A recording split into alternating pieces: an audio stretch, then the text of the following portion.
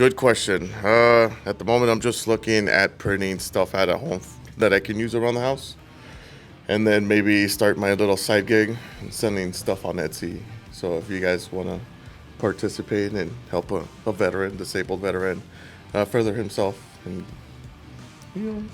shop in my store.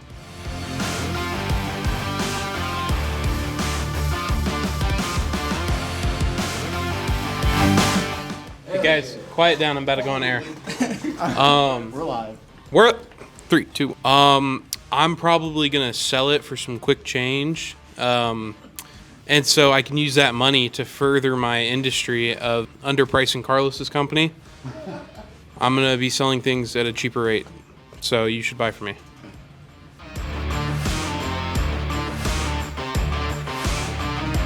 I'm making my first fantasy football trophy right here. This is the base of it, so I'm probably gonna keep making these for people.